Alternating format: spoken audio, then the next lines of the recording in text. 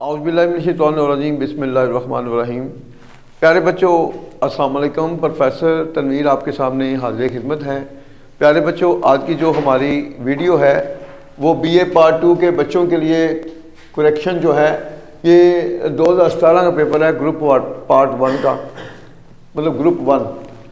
तो इसमें जो टेक्निक्स हैं इंशाल्लाह आपको बहुत ज़्यादा सपोर्ट देंगी और ख़ास तौर पर सेल्फ राइटिंग में भी ये चीज़ें बहुत ज़्यादा सपोर्ट देती हैं। तो अगर आप जो है हमारी ये जो लेक्चर है हमारे करेक्शन की वीडियो का और ईडीएम का ये देखते जाएंगे तो इंशाल्लाह हम आपको गारंटी देंगे कि 10 नंबर पूरे इसके और ईडीएम को भी इसी तरह। जो बच्चा 20 नंबर ये ले जा सकता है वो फेल हो ही नहीं सकता। और उसके अलावा अगर आप हमारे नोट्स लेते हैं तो फिर आप कम से कम 60-70% को इजीली टच कर सकते हैं, क्योंकि हमारे नोट्स में मल्टी आंसर हैं। नावल के कुल 6 सवाल अगर आप कर लेते हैं जो हमारे नोट्स में हैं तो आपका 20 नंबर का नावल का क्वेश्चन 100% क्लियर होता है, कंट्रोल में आता है। इस तरह पहले 10 भी मॉडर्न ऐसे कर लेते हैं हमारे नोट्स में से, तब भी मॉडर्न ऐसे आपके कंट्रोल में आ जाते हैं। और इसी तरह बाकी उसमें नेगेटिव पॉजिटिव ऐसे और लेटर एप्लीकेशन जो दी हुई है उर्दू के साथ, वो अगर बंदा ईमानदारी थोड़ी सी तवज्जो के साथ भी उसको कंट्रोल कर ले तो मेरा नहीं ख्याल कि वो हमारे नोट्स और हमारी ये जो सपोर्ट चाह रही होती है वीडियो की, इसके ज़रिए वो 60-70% नंबर ना ले। तो आगाज़ करते हैं आज की वीडियो का। It looks as if he ate stale bread yesterday. ऐसा दिखाई देता है कि कल उसने बासी रोटी खाई थी। अब इसमें एक यूज है, ये कौन सा यूज है? एज इफ का। अब आपने जेल में रखना है कि जब भी एज इफ का यूज आएगा, अगर इसमें वर्ब आएगा तो ये हमेशा फिक्रा पास्ट परफेक्ट में जाएगा। अगर वर्ब आएगा तो, अगर वर्ब आएगा तो फिर पास्ट परफेक्ट में जाएगा, हैड लगाना है तो उसके बाद ईटन आ जाएगा थर्ड फॉर्म। ये है इसकी गलती। तो ये यूज जेल में रख लें, एज इफ का यूज है। अगर इसमें वर्ब आएगा तो पास्ट परफेक्ट में लेके जाना है। अगर वर्ब नहीं आता तो फिर वर्ब नहीं आता तो फिर सब्जेक्ट के बाद चाहे सब्जेक्ट सिंगुलर हो तो इसमें वर ही आएगा, कभी इसमें वाज नहीं आएगा। ये भी जेल में रख लें। तो इस फिक्रे में चूंकि वर्ब आ गया है तो फिर पास्ट परफेक्ट में होगा, हैड के बाद third form eaten.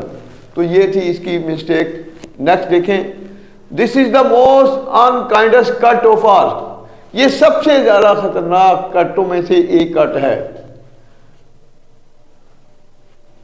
This is the most unkindest cut of all. अब यहां पर क्या गलती चल रही है? देखिए, इस फिक्रे में 2 डिग्रियां चल रही हैं।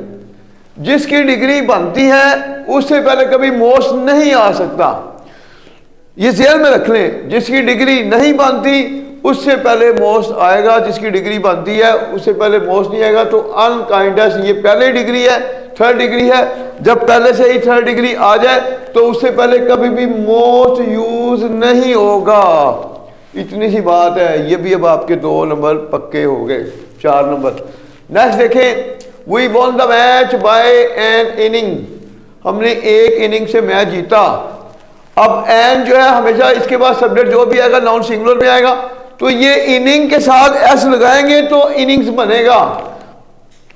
तो एन इनिंग्स ये इसका, अब ये नाउन बन गया इनिंग्स। एस के बगैर आपका फिक्र गलत हो जाएगा, एन इनिंग्स। नेक्स्ट देखें, do not dare to tell her what happened. उसे ये बात बताने की जरूरत मत करो कि क्या हुआ। अब यहां फिर यूज आ गया। ये जो डेयर का यूज है, डेयर का, इस डेयर के यूज के बाद जो नेक्स्ट वर्ब आएगा उस वर्ब से पहले कभी टू नहीं लगाएंगे, कभी टू नहीं लगाएंगे। Do not dare tell her, to नहीं आएगा, टू को आपने ड्रॉप कर देना है। तो फिर देखें 4 नंबर 8 नंबर आपके यहां पर माने हैं। यहां पर जितनी भी टेक्निक्स आ रही हैं ये रूल चेंज नहीं होते, रट्टे उन चीज़ों के होते हैं। अगर आपको रूल नहीं आते तो ये फिक्रा आपने रट्टा लगा कर लिया। अगर इस तरह का रूल यही आ गया, फिक्रा चेंज होगा, वहां पर भी आप फिक्रा सही नहीं कर सकते। तो जब रूल जेल में रखेंगे तो रूल कभी चेंज नहीं होते। नेक्स्ट देखें, there is no place in this compartment. इस कंपार्टमेंट में कोई जगह नहीं है। कंपार्टमेंट कहते हैं एक चार दीवारी वाली जगह। तो जो जगह चार दीवारी वाली होती है उसके अंदर जो जगह होती है उसके लिए हम प्लेस का लफ्ज यूज नहीं करेंगे, उसके लिए हम यूज करेंगे रूम का। देखिए बिल्डिंग में जो घर होता है, कभी किसी ने कहा कि इस बिल्डिंग में कितने प्लेसेस हैं? रूम।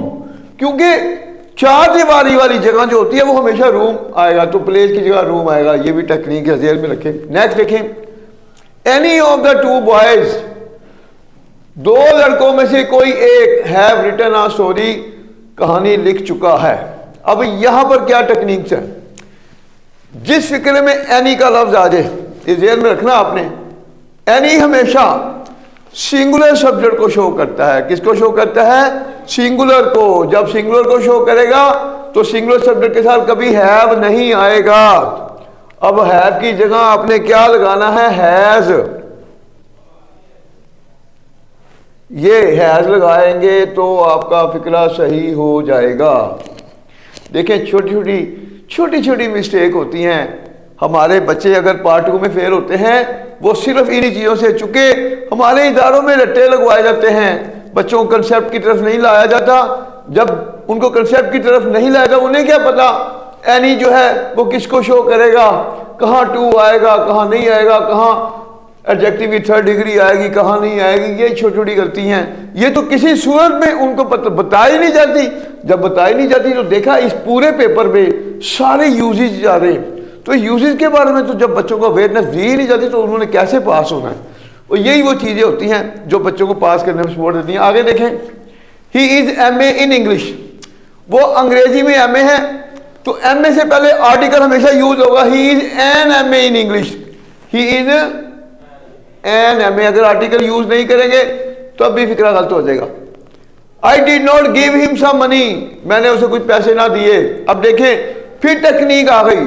जो फिक्रा मनफी में हो, मनफी वाले फिक्रे में कभी सम आ ही नहीं सकता, उसमें एनी आएगा हमेशा।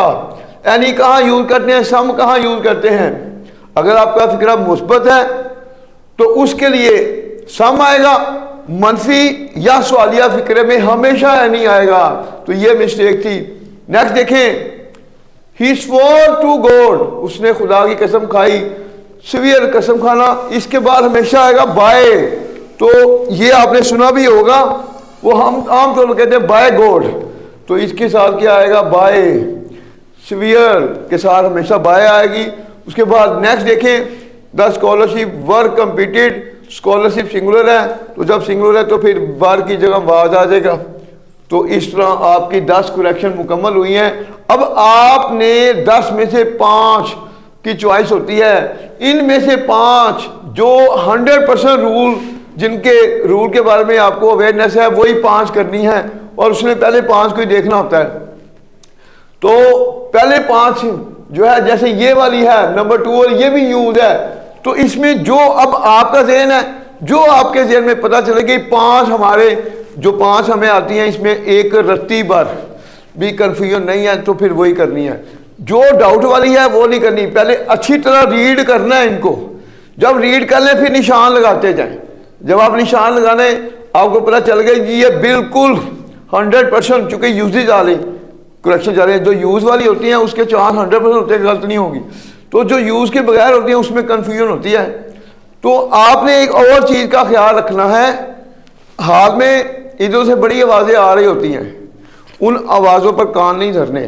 क्योंकि समटाइम बच्चे सही कर रहे होते हैं और उसके बाद इधर उधर की आवाज़ें सुनकर वो अपने सही को काट देते हैं और गलत लिख लेते हैं, तो इस तरह नंबर कट जाते हैं। ज़हन में रखें, आप हमारी वीडियो देखते जाएंगे, आपको रूल पक्के हो जाएंगे। आपकी मैं बार बार ये कहता हूँ कि आपकी करेक्शन गलत हो ही नहीं सकती। तो टेक केयर, इंशाल्लाह अगली वीडियो में मुलाकात होगी। अल्लाह हाफिज़।